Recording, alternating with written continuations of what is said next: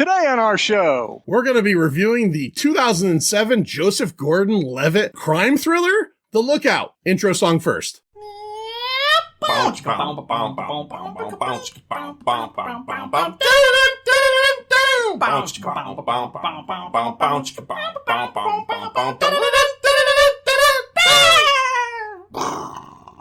Welcome to the 359th episode of the Pint, a pop culture podcast. My name is John. My name is Lloyd. And my name is Mike. And you might have noticed a little bit of a difference in the way we started our episode this week. No dialogue from the movie, different theme song. You're probably thinking you live in a bizarro world. Well, if you are a fan of the Countdown podcast with Paul and Wayne, you know a couple things. You know that is their intro. That's how they start their show. And this week, after 500 episodes, they are ending their weekly version of the podcast. They'll still be doing stuff here and there, movie reviews and everything. But in essence, the 500th episode is the end of the road for those guys. Almost 10 years of podcasting. My favorite podcast. I know it's the Manster's favorite podcast as well. We were very lucky to have been on the 491st episode, the last 10 episodes where we talked about our favorite Stephen King adaptations, maybe about 2 months ago. Right. And I just thought it was a nice way to open up this episode as a little tribute to them and to all the wonderful listening they've gave us. Lloyd, I know you're a big fan, right? Oh, yeah. Well, maybe I need to do that every episode now. You think so? Maybe we'll start that off? Yeah. All right. Carry it on. I like doing it quite a bit. Yeah, you sounded good, too. You're very Wayne-y, but in your own way. You know? All right, so let's get into the actual episode, which is really the Joseph Gordon-Levitt 2007 film, The Lookout. It was chosen by our esteemed buddy here, Officer Mike. This month has been Pint Insider December, so we're doing requests and dedications, and Mike had asked me to do this one a long time ago. I keep things in archives. I go back and I look at them, and I said, I think it's time we do this one. So, Manster, let's get into it. Let's talk about The Lookout. Lock and load! Fire!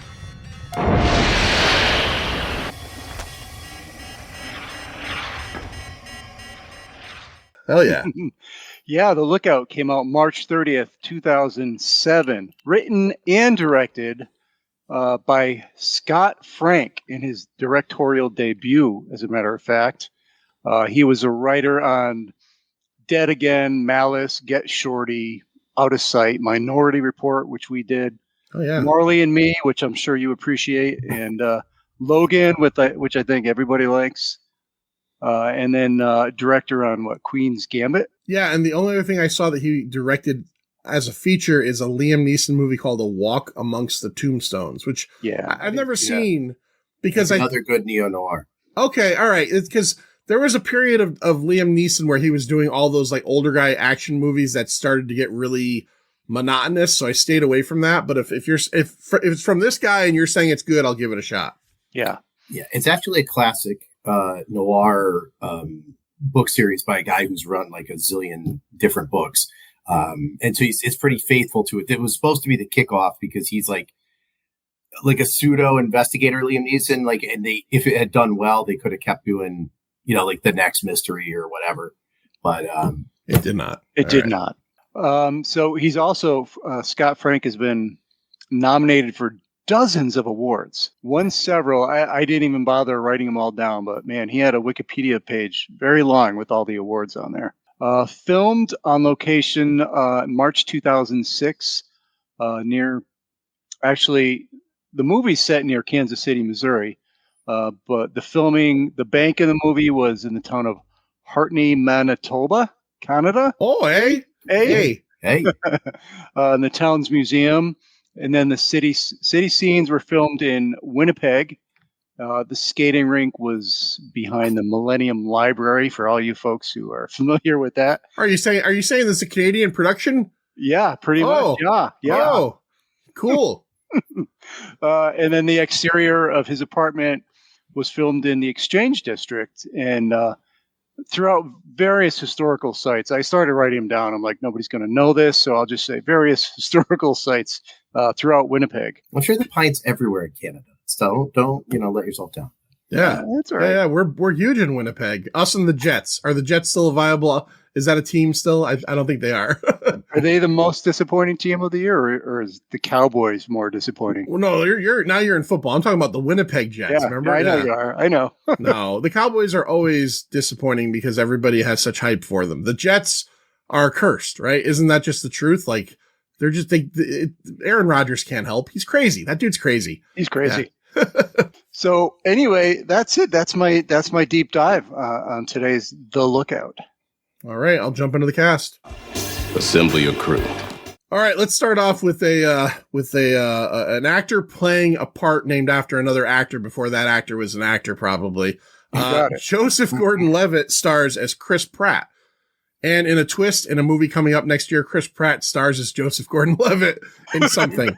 Joseph Gordon-Levitt from such films as Inception. Man, his scenes in Inception at the end where he's wrapping that room up and everything are so fucking good. 50-50 and Looper. If you don't remember Looper, it's the one where they made him look like a young Bruce Willis, which was weird. Big schnoz. It was very odd. Jeff Daniels plays Lewis, who is Chris Pratt's friend and roommate. You know Jeff Daniels from, of course, Gods and Generals, Speed, and The Martian. Matthew Good plays no good layabout Gary Spargo. Gary Spargo is the villainous character of the film. He was in a film called Stoker, which I had seen years ago. Kind of a weird family. I don't know. I can't describe it, but it was an interesting movie. He was in the most recent Abigail film at the very end. And he's probably best known as Ozymandias, a.k.a. Adrian Veidt. I had no idea that was him. Yeah. No idea until I did some research. Yeah. Yep. That is him. He looks very different, obviously. Yeah. Bruce McGill plays Robert Pratt, Chris Pratt's father. Bruce McGill, probably best known as D-Day in Animal House. He was also Jean-Claude Van Damme's best friend / captain in a film we did last year, Time Cop. And he was apparently, this was a show that was on when I was a kid that was right in my wheelhouse, but I never watched it. MacGyver. Yep. He was apparently he was like his best buddy. Okay. I read that and I went, I didn't know that. I didn't know that at all. But he's like goofy, funny, best buddy on the side. Okay. To MacGyver's side. Kind of like what's his face from True Lies. MacGruber. Oh, no. MacGruber. Tom Arnold. Yes. Yeah, Yes. okay. Hold on. Did you mention My Cousin Vinny? No, he was the cop that brought him in and accused them of murder. Remember, they thought they were being accused of stealing like a pack of gum or something. You're gonna laugh at this. I saw My Cousin Vinny in the movie theaters once. That's the only time. Only time. He's a cop that interviews them, and he thinks they know they're in for murder, but they think they're in for stealing a pack of gum or whatever. Oh, okay. Yeah, all right. Anyway, Isla Fisher plays Lovely Lemons. You heard that right. She is, of course, she was in Hot Rod, one of my favorite comedies of the last 15 years. She's probably best known for Wedding Crashers and also Tag. If you've never seen Tag is a comedy that fucking turns on you at the end. It is, man, that movie took a turn and it's kind of memorable for that. Isla Fisher also, and I didn't realize this, married for about 20 years to Sacha Baron Cohen, and they split up this year. I did not know that. I was reading about them. I was telling somebody about, she's married to Borat. And in April of 2024, they called it quits. And she's Australian too. She's Australian. In one scene only, playing Janet, the caseworker, one of the hottest women on earth, it's Carla Gugino, who is the victim of one of the best lines in this movie when Chris Pratt says, I think about fucking you all the time. Yeah. Say that out loud. We'll explain why he says that to her. Besides the fact that she's Carla Gugino, why he feels like saying it right out to her. Of course, you know her from Son-in-Law with Pauly Shore, Gerald's Game, and Sin City. Sin City. Yeah. Topless in Sin City. That's absolutely right. Absolutely right. For her entirety of that role, I think. And also, if you want to throw it in with Matthew Good, she was in Watchmen. She was in the early version of the team. Yep. Alex Borstein plays Mrs. Lang. I just throw her in there because in this she's a bank teller, only a couple scenes.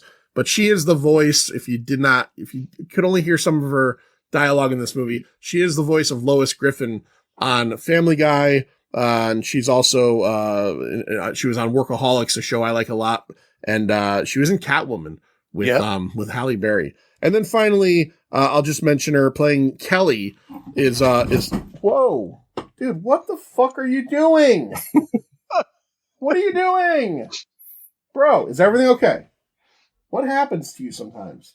Sit down, relax. Mr. Echo has gone mad again. I actually got nervous. I thought he tumbled over. He didn't. He just, I know what it is. I already know what it is. He is deathly fucking afraid of the cable that connects my laptop to my Wi-Fi in the other room. I shit you not, deathly afraid of it. Like it's a snake or something. When this is over and I go to the bathroom, like take a piss real quick, before I get to the bathroom, he goes in and corners himself next to the toilet, so I have to pull him away from it. He's very bizarre. Oh my God. God. Very bizarre. Now he's hiding behind my chair. All right, Laura Vandervoort, after that whole thing with my dog. Laura Vandervoort plays Kelly. You may know her mostly from Smallville. She played Kara Zor-El, aka Supergirl, on Smallville way back in the day. She was in one of the Saw movies, Jigsaw, and another film with Tom Hardy and Chris Pine called This Means War. She's really good looking. She's a very, very, very, very, very good looking woman. You want to play a game? All right, let's get into it. So the film starts off, Mike, I'll let you give us like the events and everything that happens in the very beginning that sets everything up. Well, it starts out, it's a beautiful night.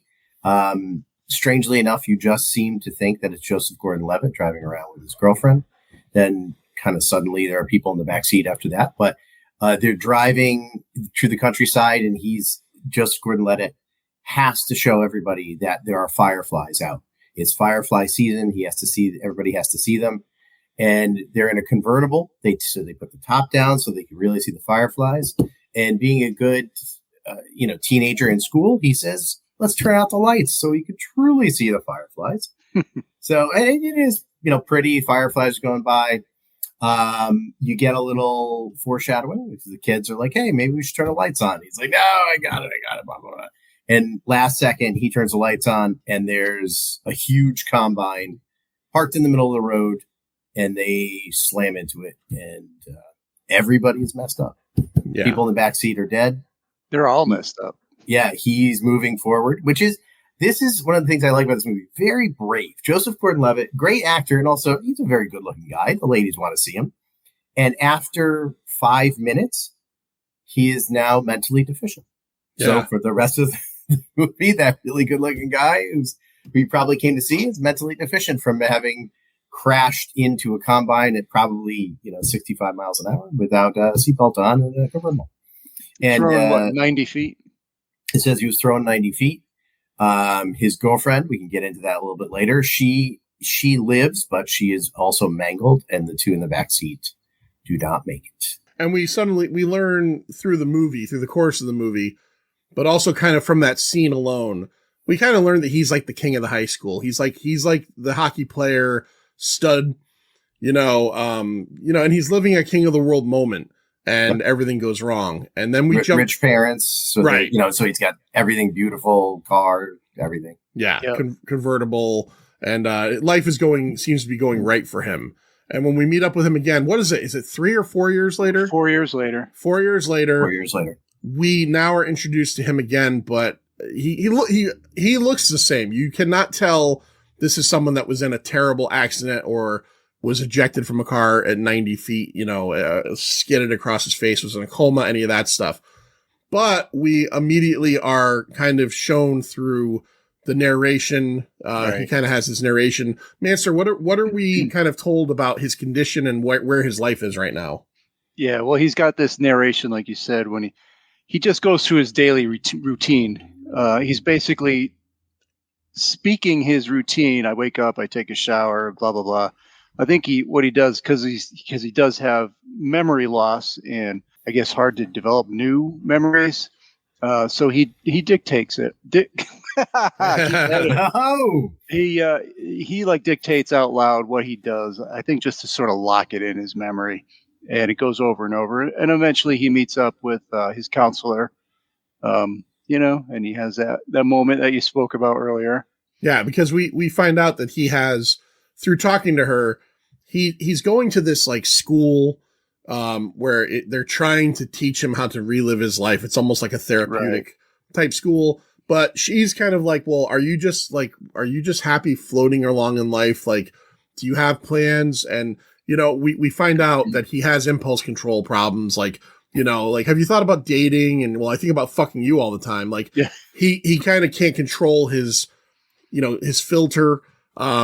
He's not like Tourette's level, but he kind of has a hard time remembering how to do things. We kind of find out at one point that he lives with a blind guy, that this center they've kind of put them together where they could each help each other out.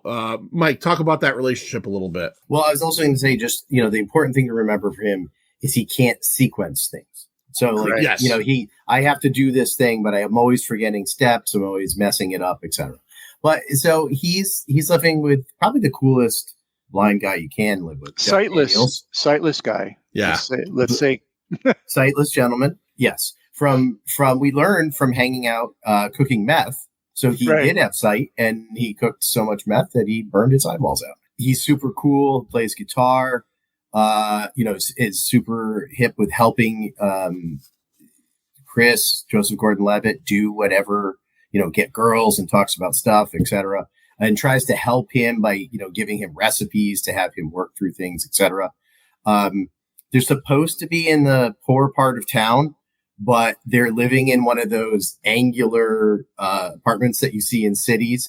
And it's a really nice apartment, to be honest with you. So it's a pretty decent life for somebody in that issue. And Jeff Daniels makes him dinner every night. Yeah. Right. Yeah. Wraps it up with tinfoil. And it's interesting too, that they did this again. I talk about Joseph Gordon-Levitt. Jeff Daniels is a pretty great actor. And now, it's not only is Joseph Gordon-Levitt have mental issues, but he has, he has sight issues. So, they stick them together and they work it out. Right. Yeah. Right. Because Chris can help him get around and drive him places and kind of be there for him as someone usually will be with a blind person. And one of the most important things in the movie, and we'll get to it, but it's not a major spoiler or anything, is that, as Mike said, he cannot sequence correctly. But in a conversation later in the movie with Jeff Daniels' character, Lewis, he learns that he could sequence everything fine if he goes from the back to the front. So if he starts with his goal and moves backwards, he can figure out his next move. That is going to be very important at the end of the movie. Yeah. Yep. But Lewis is the one that explains that to him. And that's what I really like about their relationship, because Jeff Daniels, the Lewis character, provides the emotional support for him. Right. I love the way, because that's what he gives him, and he gives him the sight. He gets nothing from his family, Chris. No money. Emotional support, and not even the money when he really wants it. He only gets money. He gets what he needs to live. Yeah. His parents pay all his bills. Right. Yeah. Rent and for the whatever that school is. Yeah. The car, the school, everything is taken care of by the parents.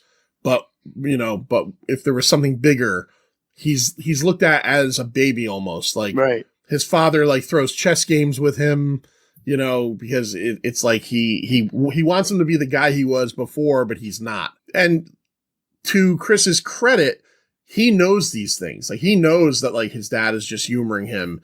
But it takes a little bit of outside influence to push him in certain directions. And we'll get to that in a second. Mike, what is Chris's job? What does he do at night? Chris's job at night is he goes into a bank as everybody's leaving, the tellers, the bank manager, etc.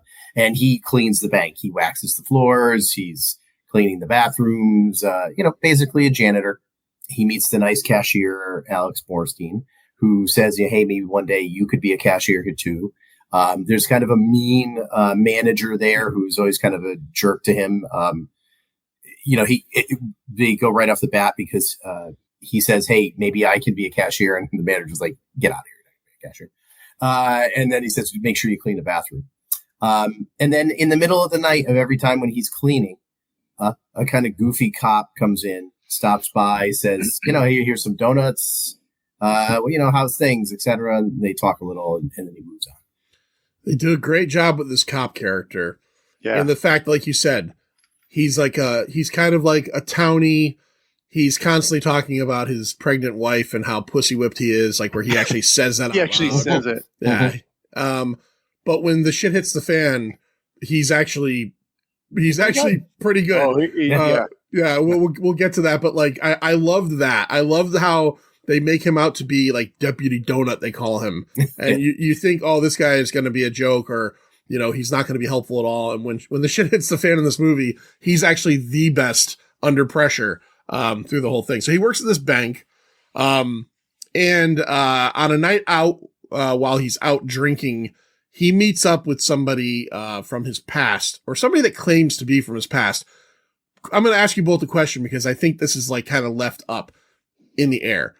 So he meets Gary Spargo in a bar, and we find out, you find out by watching this movie that Gary just seems kind of like one of those shitbag townie kids who's probably more trouble than he's worth dealing with. But he immediately kind of ingratiates himself with Chris over Gary seeing a bartender try to take advantage of Chris's mental incapabilities. Do you think, Lloyd, that Gary actually dated his sister, or do you think he was just trying to get in with him? Because I feel like this guy he does know who Chris is, but more importantly, he knows where Chris works, and he's trying to like get into his head. No. So my feeling about Gary was immediately, because I think you could just sense it immediately, that he's someone who's just trying to take advantage of Chris from the get-go. Every time you see them together, I always felt like, when is this going to drop? Like, what's he going to do? Is he going to hurt him? A lot of times they talk about, because he befriends Chris, and like you said, I dated your sister. He never dated his sister. That's totally made up. The sister doesn't even remember. Yeah. And that's part of it that's kind of crazy, is like either she dated a lot of guys, or like anything in high school, some people are less memorable to you than others. Yeah. But the way he keeps building Chris up, so he's befriending him and building him up and boosting his confidence and trying to ingratiate himself, saying, oh, you're the best hockey player. You used to wreck people. You're so good. And then I think at one point he goes, remember the time you did that to that guy, even though you already won the game and you took him out? And so I was thinking, oh, he's just trying to get back at him for something that he did to maybe his brother or something like that. So that's where I thought it was going. Right. But no, he's got other motives, but you could tell there's other motives from the start, and he's not genuine at all. Although he is being a fairly decent friend at times to him. Yeah. And I think he at the end, that character, the Gary character, says, you don't even remember what's going on. So I think that's supposed to be he's admitting, like, I never dated your sister. And right. I don't give a shit about you in high school or whatever. So Gary ends up introducing Chris to the lovely character, who is this smoking hot redhead, who is all about Chris and also claims to remember Chris from high school. And I went to all your games, and Chris is at this point in life where, he just is kind of trying to grab onto any bit of his former self. Yeah. He admits several times in the movie that he has not talked to his girlfriend Kelly since the accident. He has repeated visions of her and dreams of her walking past him at this kind of like ice rink outside of like one of the cities there. But he never follows her. And we'll get a little bit of fruition into that at the very end.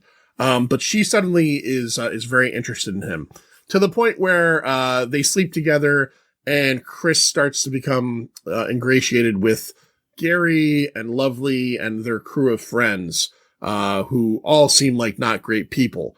And Lewis is concerned about these people because Lewis was a meth cooker, and I think even though he's blind, he's not blind. Right? He has a good sense. Yeah, he has a good sense. I think it's probably a good time to mention that Chris carries around a little pocket notebook and makes good notes. Yes, Chris makes great notes in a notebook, and that's going to become something that's very important through the story. But I have another question, and this is more of maybe against the movie, but So in the scene where he's talking to the teller or the bank manager earlier in the movie, the bank manager references the card that Chris gave him when he came to work, which basically is like, hey, my name is Chris Pratt. I have a mental disability.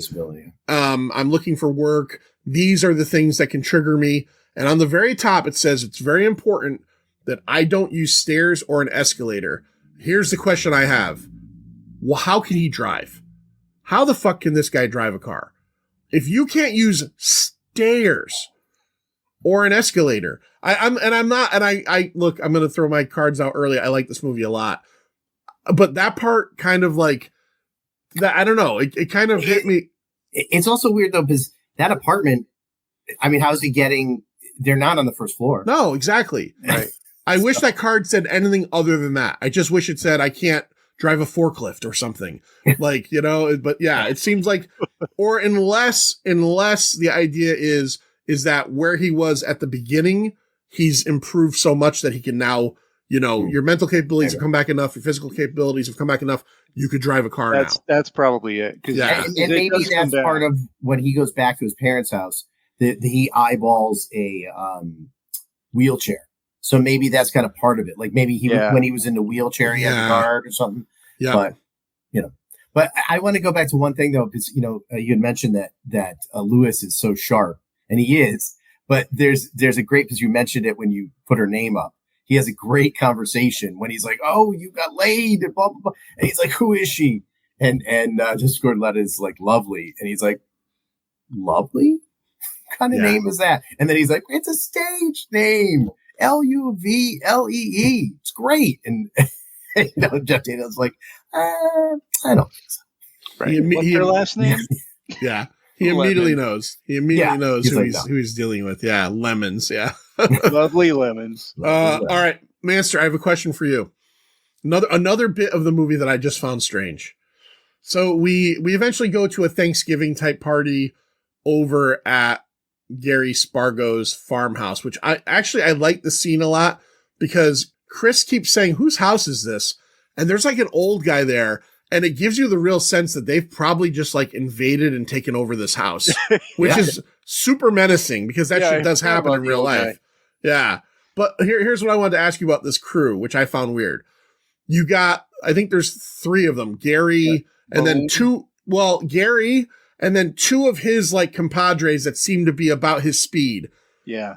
Bone is a henchman out of Die Hard. Where does this fucking guy come from? Come in? Yeah. Did you feel like he doesn't fit with these guys? I do. I thought about it for days. I'm not kidding you. I thought about like first of all, he looks like Geddy Lee from Rush. He looks like Geddy Lee. But he is like, these guys are criminals and they're obviously up to no good, but they seem like they're like D-level criminals. Bone appears to be a henchman for like Passenger 57, like Eurotrash possibly. Yeah. And then I thought about it. I thought Bone is the only one of them that actually proves to be a danger through this whole thing. Mm-hmm. And I thought, what if he's like the real, like he's the actual like old school criminal that just hooked up with this clown Gary. He's the, oh shit, what was his name? Werner Herzog. In the movie we did with Tom Cruise. Oh, yes. Yeah. He's I can't remember Jack Reacher. It was just called The Patient or the was it The Vec? The Vec, that was something like that. Yeah. He's that character. I feel like he is probably like an older guy who probably doesn't have a crew anymore, and he just ingratiated himself with these kids who have this bank robbing scheme. Because he just doesn't fit. He feels like he doesn't fit in this movie to an extent, but so they have this little Thanksgiving get together, and this is where everything kind of comes out. Mike, what is their grand plan, and how does Chris fit into it? Well, they start out for like 45 seconds. They're like, we have pictures of all the banks around town, and we're going to rob one of them. And then instantaneously, they're like, here's you at your bank. We're going to rob your bank, and you're going to help us out. And instantly Chris is freaked out because, Chris is actually a nice guy and he wants to do well and he likes the people at the bank. And he's, I'm not going to do this stuff. And that's when you really get them digging into him. That's when he starts making cracks about his parents. starts making real cracks about like, hey man, you're great and everybody treats you like shit. You got to do this, you got to pay it back, etc. And you know, that's where it really starts to dig in. And then he's almost like, you know, I don't think I'm going to do it. But then to seal the deal, Lovely comes down the stairs and, you know, guys, wait, don't go yet. Don't go yet. Let me take care of it. But I do want to mention the other thing that I love about, you were talking about Bone. Everybody else is, you know, pseudo kind of low collar, white trashy, whatever. And Bone, everywhere he goes, completely greased hair and shades on. And shades 24/7. Just looking like a badass, like you said, like an extra henchman from Die Hard. Or whatever. Yeah, he's in like a kind of a suit. Yeah, the rest of them are all like Kansas fucking trash, essentially. Yeah. And then this guy's just like. So Gary gets into his head, and he mentions, kind of mentions about Lewis, like, you know, where are you going with this blind guy? You guys are talking about opening a restaurant. That's never going to happen. We care about you. And, you know, your parents would never give you call your dad. You call your dad and you ask him for some real money. So at 4 a.m, he calls Manster and he asks Dad for what? First, he asks him, because this is on on Gary's suggestion, ask him for $10,000. Yeah. My dad, I need $10,000. And, you know, the dad's like, well, what's up here? It's 3 a.m. What's going on, you know? And he goes, well, how about just 1,000? I need 1,000. He goes, this is for the restaurant, right? That stupid restaurant. And he's not going to give him the money. No. He's like, there's no reason to. He asked for $1,000 to open up a skate sharpening business. Yeah, sharpening business. At the rink, and his dad's still like, no. Yeah. So he is suddenly starting to believe what Gary's saying. And Lewis, at one point, they go out to eat, and Lewis is like kind of like catching on to this attitude and everything. And Lewis got into Lovely's head. He basically told her that, you know, this is what happened to me. I got involved with meth. I went blind. I know that you're no good for him. I know that you're fucking around with him. And to Lovely's credit, she probably does feel something for Chris, but she doesn't want to be part of all of this. And she disappears halfway through the movie. Yeah, you know, I felt that. And you can definitely see that she's fucking him just because Gary says, hey, this is what you got to do. But she's actually genuinely developing feelings for him. Right. And just like you said, or pities him at least, you know, something, but there's something more there that she actually feels. But like you said, she just disappears. I'll be honest with you. I would frame that little note that she wrote in my notepad that said, I can't believe I fucked Chris Pratt. I would put that in a frame. I'd put it right up on my mantle. If I got married years later, I would tell my wife it's staying up there. I don't care. Please sign it too. You just sign it. That is like, it's like if I won like a high school baseball like trophy. That's my high school baseball trophy. Right next to it. Right next to it. Yeah. So she disappears. She just kind of skins out before all this is going down. Lewis and him have an argument because he knows that he kind of got rid of Lovely, but Lewis also kind of makes a friendly comment about like just like two gimps having a meal together. Oh, right. And it enrages Chris because Chris, you know, Lewis is an older guy. He knows where he's at in his life. He's blind. And Chris is like, I'm too young. I'm not, and he gets mad. And this is where Chris decides. He calls up Gary and says, I'm in. Yeah. So we get a little bit of a montage scene kind of where we're like, they're stealing cars and they're talking about what they're going to do. And much like the title of the movie, the whole idea is that Chris is going to be the lookout. The banks in this small town, a farming town, are full right now because this is the harvest time, which is weird. It's Christmas. I don't know what they're harvesting necessarily, but I don't know farming. So something's coming up around December, but they say that there's going to be like almost 3 million in the bank. Some of the things that Chris has to look out for are just anybody approaching and Deputy Donut, because Deputy Donut shows up every night Chris works, right? Every single night. And a little earlier, like his frustrations were trickling down. Like you said, he had an argument with Lewis, and he also had a little confrontation with Ted, Deputy Donut, at one point, because he brings him donuts. He's like, I can get my own donuts if I want, Right. And he's starting to get cool. Like he gets a leather jacket. Exactly. Yeah. He's fucking lovely. He's like, hey, look at me now. I'm Chris Pratt again. Fucking Chris Pratt, man. Yeah. Pre-Guardians. You could understand. You'd understand. Yeah. Oh yeah. No, he's living. He's getting high on himself again. Yeah. So and he needs to be the lookout because they have to actually drill through the vault.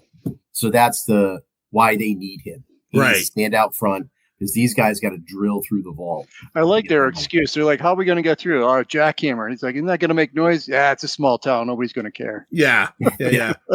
This is a movie that is, if you were to look at it from like maybe reading the back of the video box or something, you would think it's centered around a bank robbery. The bank robbery is the smallest part of this movie.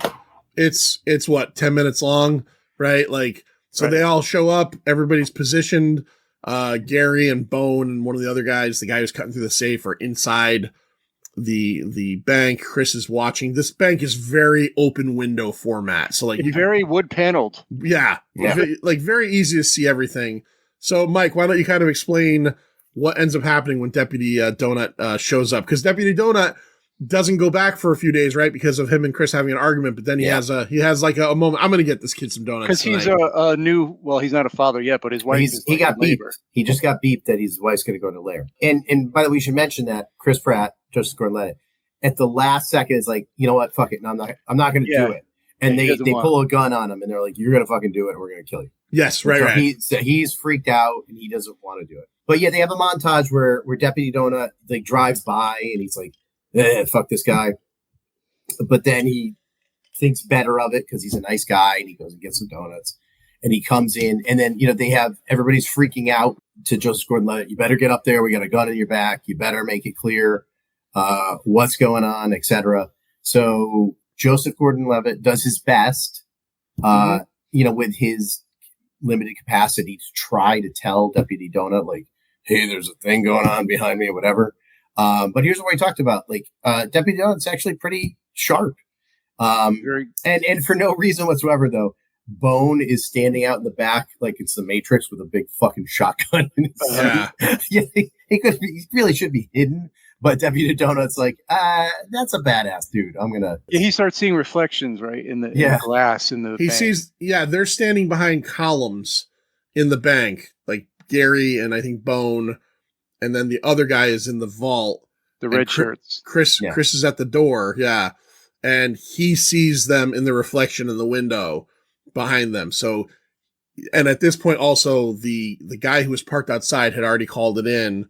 So they knew Deputy Donut was coming. The guy in the car comes around to get him from behind, and and fucking Deputy pops him.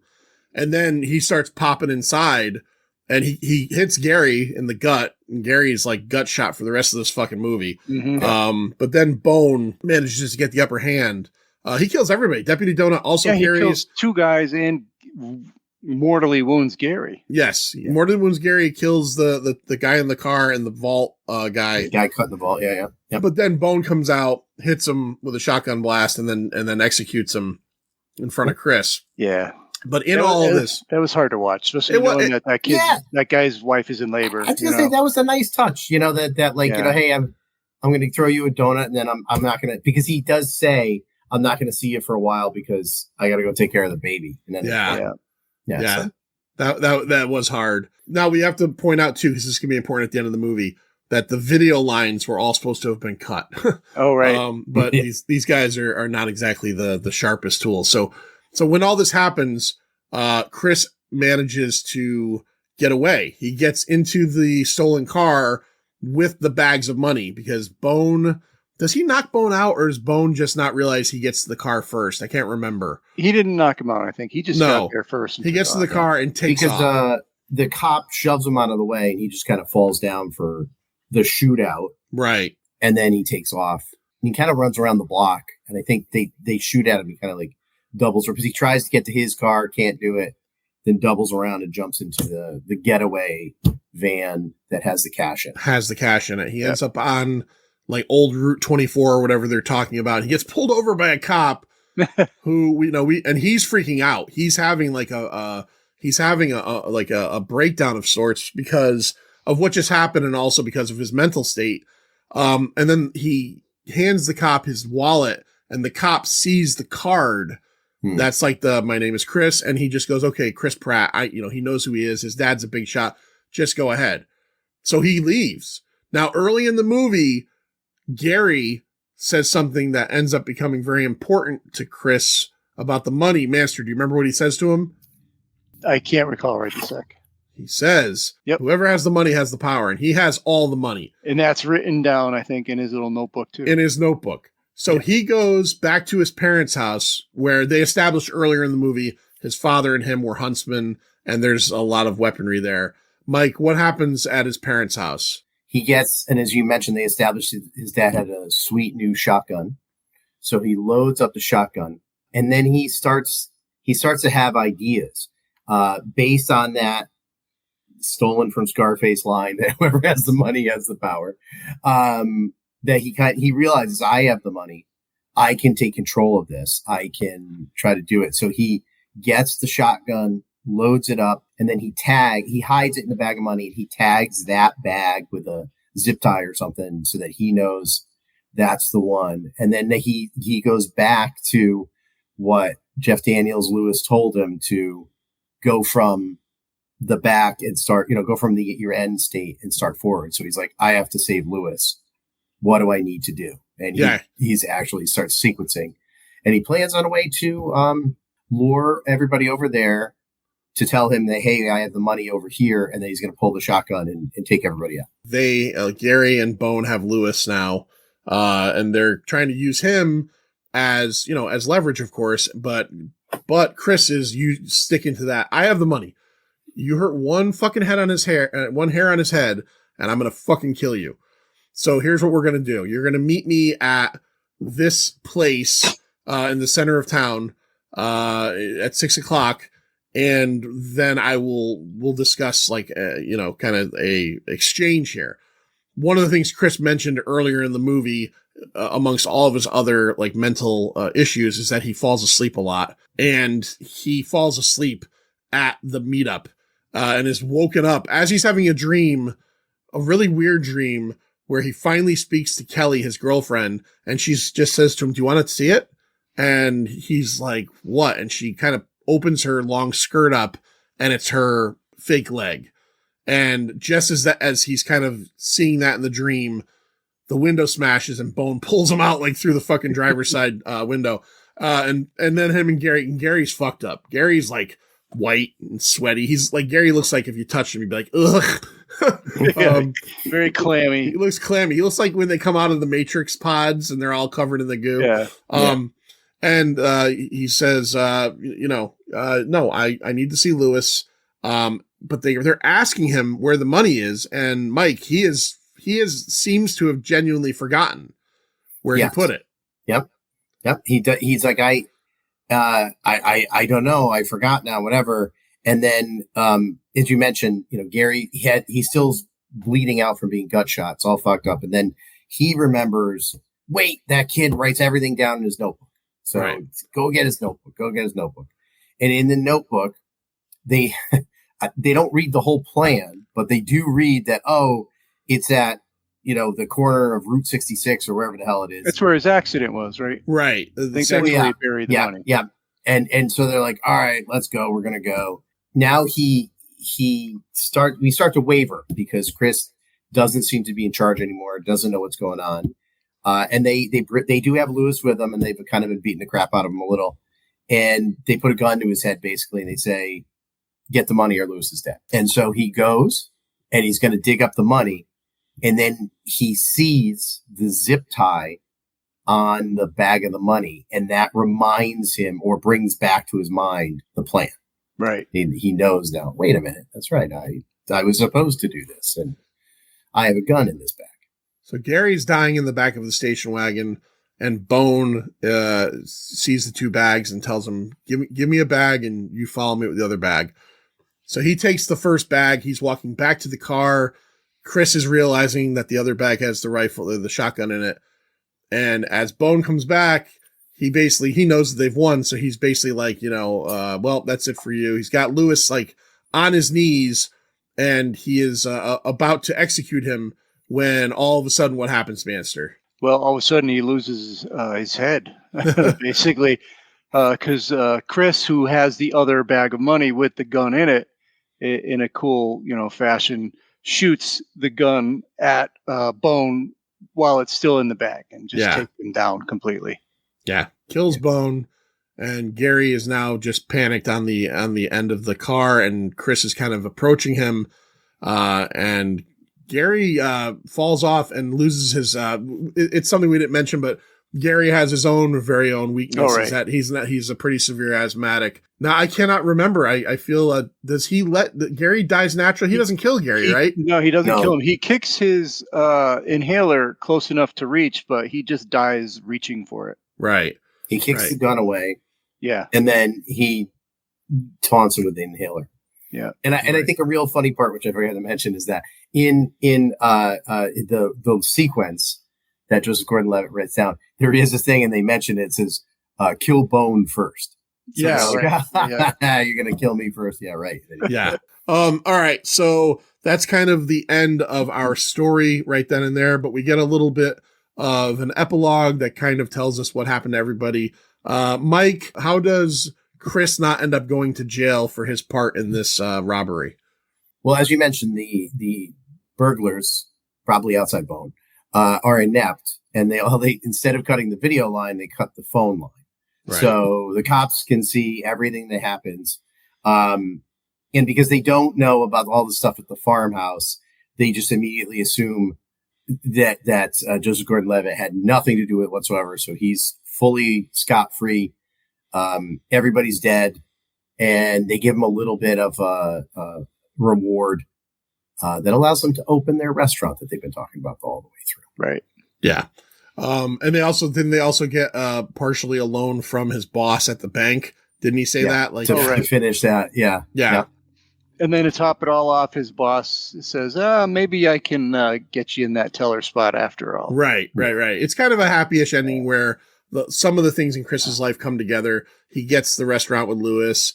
His boss may be able to get him the job. His father comes down to the restaurant, because maybe he's accepting. But he does say at the end, like, I think in the narration, that like his next thing he needs to do is see Kelly, his girlfriend, whose life, his mistake, tragically fucked up. And obviously that's a big catharsis point for him, but we don't see that, but we leave him in that place where his life is now set up on that. So that is 2007's The Lookout. Let's discuss the box office. All you care about is money. All right. So it came out on March 30th, 2007, as Master said, $16 million budget. So fairly low budget. Unfortunately, worldwide, this only pulled in $5.4 million. So this is probably why many of you maybe have never heard of this before. I saw this years ago. I actually owned the Blu-ray. That's how I saw this when it came out, probably a year or so after. I liked it quite a bit. I know I bought the Blu-ray probably like on Amazon at one point, where it was probably $10 or something. I had not watched it since then though. So the weekend of April 1st of 2007, here are the top 5 films. Number 5, Wild Hogs. Tim Allen and John Travolta, motorcycle comedy. $8.7 million, had been out for 5 weeks. Number 4, the CG animated TMNT film, which I like quite a bit. Out for 2 weeks, $9.2 million. Number 3, don't come at me, bro, but I think it's one of the most overrated big blockbuster movies of many years. It had been out for 4 weeks, $11.4 million. 300. 300. I just never really cared. Number 2, $2.5 million. It opened that week. I think it's a Disney, or not Pixar, but like maybe a Disney, one of those type of Pixar-y animated movies, Meet the Robinsons. Right? Oh, yeah. Yeah. Okay. And number 1 opened as well at $3.3 million. Will Ferrell was on top of the world at this point, and John Heder had some buzz going from Napoleon Dynamite. It is the ice skating comedy Blades of Glory. Oh, nice. If you're curious, that weekend, The Lookout made $2 million, came in 11th in the box office. So there you go. I looked briefly at where it came in on the year, and because it came in right at the bottom of the year. Yeah. The only film that it beat that I had also heard of was Sunshine.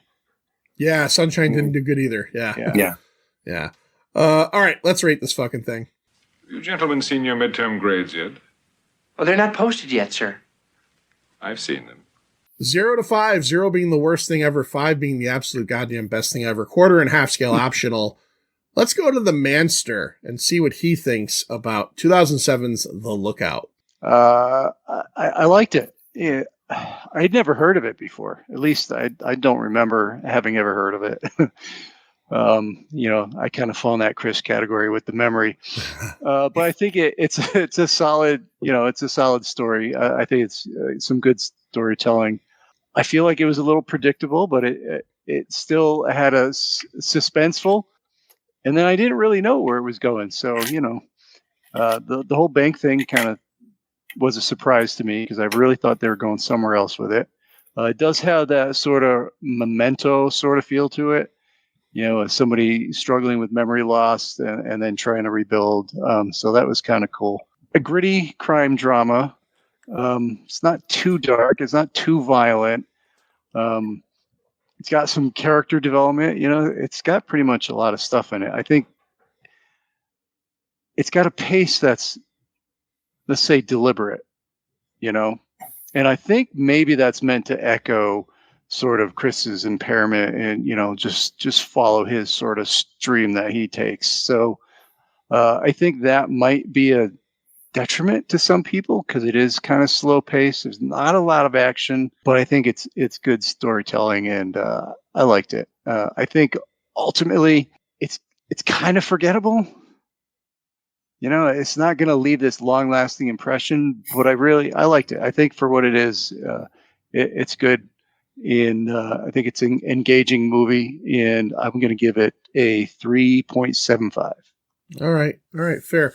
We'll go to the Pint Insider, the man of the hour, the guy that picked this movie, Officer Mike Simonetta. Officer Mike, before you give your rating on this one, in a couple weeks, in January of 2025, the Insiders voted for one of our January episodes, and I want to have you back for it because I know you're a big Bond fan. We're going to be doing the 40th anniversary of A View to a Kill. You come back for that one? For sure. All right.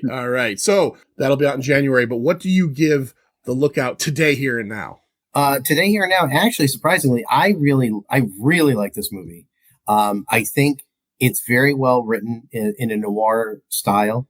It is a little slow, to the Manster's point, but I think it's just enough that you get real character development. Like, you actually know some of these people. They're not like, Lovely. You have some sense of her. It's not just some hot hooker that bangs him.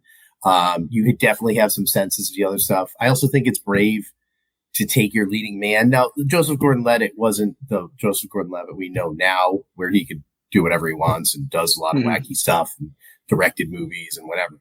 But, it's still brave to take him. And then, like I said before, within 5 minutes, make him have mental deficiencies. And then we have to go through the movie, following the star as that. So I liked it quite a bit. And I'm actually, Manster pulled me up. I was going to say 3.5, but I think I'm going to echo, I'm going to copy. I'm going to do that. You guys have talked about it many times, especially if you go last, you get pulled up by everybody else.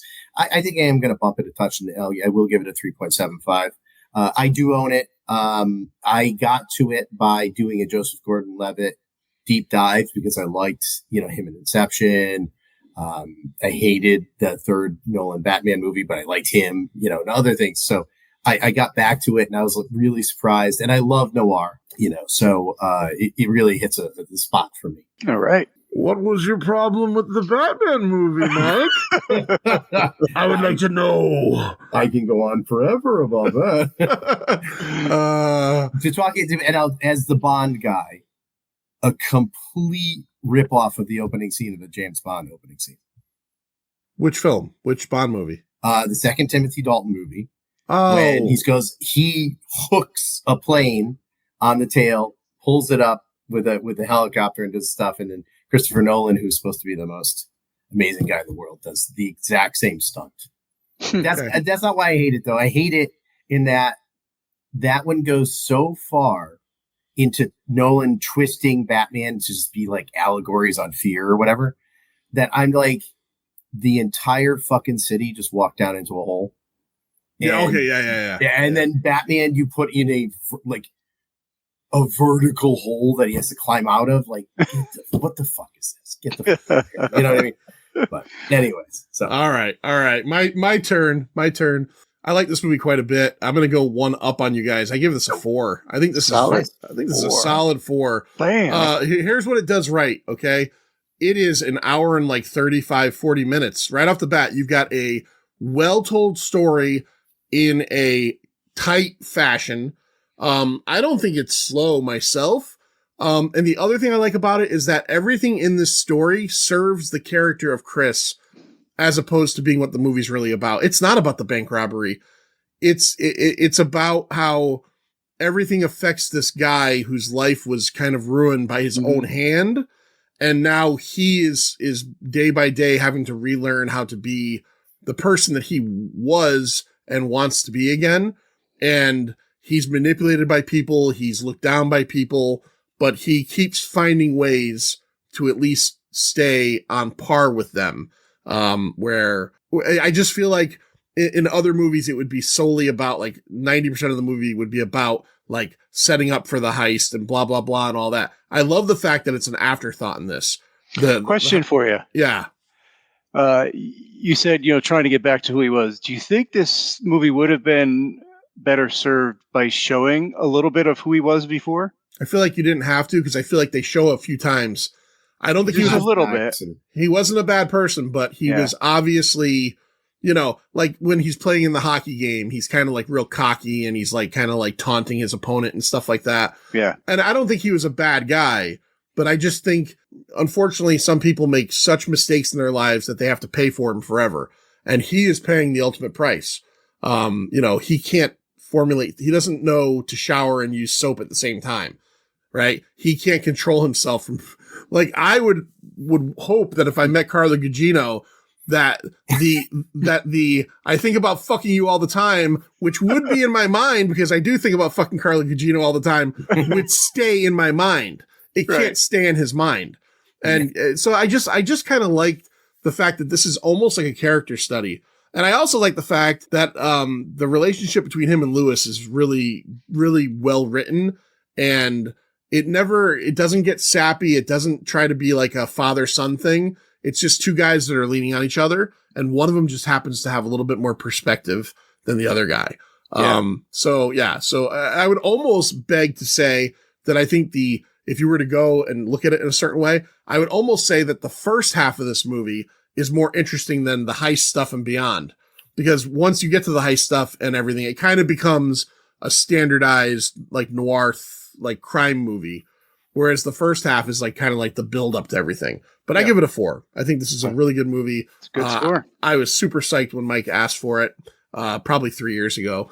But, we get around to things eventually here. So it happens. It happens. Yeah. But I also will say too, like, it's so well written because there's tons of like points and all of it pays off. Like, yes. Every single thing pays off. There's no like, hey, Bill likes this film and then you never hear about it again. Like, every single thing is tight and everything pays off to why it was going to happen, etc. So really enjoyable. Check out The Lookout. I don't know if where did you see it, Master? Is it streaming? I had to pay for it. Amazon Prime, I think, is what I use. All right. Well, it's worth it. It's worth the $4. Yeah. I'll say that much. Master, tell them about our Patreon. Our Patreon. You can go to patreon.com/the Pint and become a Pint Insider. You got 2 tiers, a $2.50 and a $4 tier, and we'll get you all the good content we can possibly shove in your face. That's right. And let's not forget, one last time, it is the 500th episode and last episode of the countdown this week.